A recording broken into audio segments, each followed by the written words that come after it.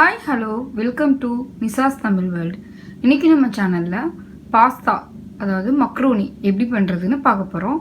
வாங்க பார்க்கலாம்.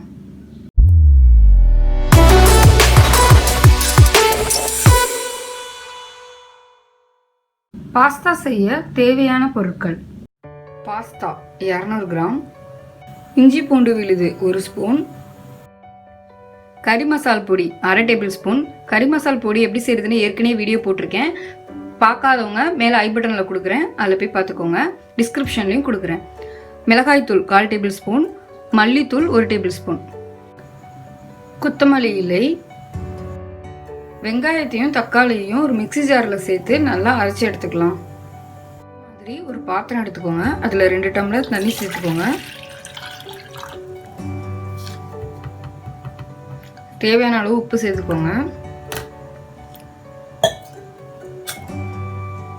1 ஸ்பூன் அளவு ஆயில் சேர்த்துக்கோங்க.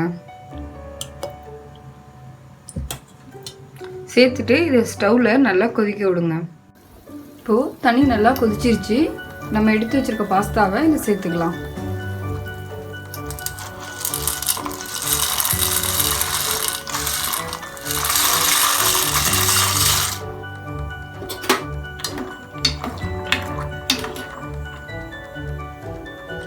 இதை 5 நிமிஷம் நல்லா கொதிக்க விடுங்க.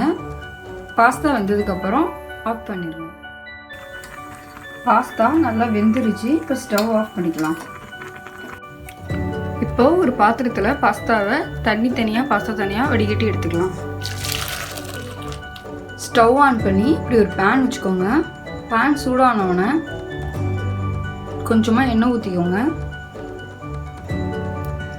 அடுத்ததாக நம்ம அரைச்சி வச்சிருக்க வெங்காயம் தக்காளியை சேர்த்துருங்க.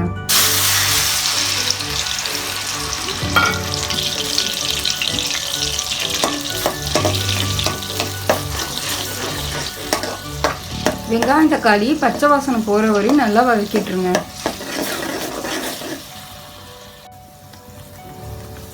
இப்போ 1 ஸ்பூன் இஞ்சி பூண்டு விழுது சேர்த்துக்கோங்க. இப்போ கறி மசால் பொடி, மல்லித்தூள், மிளகாத்தூள் சேர்த்துடலாம். சேர்த்துட்டு நல்லா கிளறி விட்டுருங்க.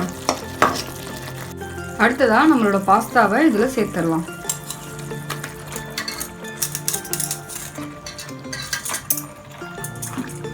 சேர்த்து மசாலா விட நல்லா கிளறி விட்டுருங்க.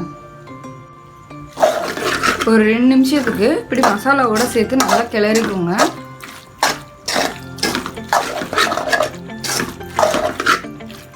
அடுத்ததாக நம்ம எடுத்து வச்சிருக்க கொத்தமல்லி தலையை சேர்த்துடலாம்.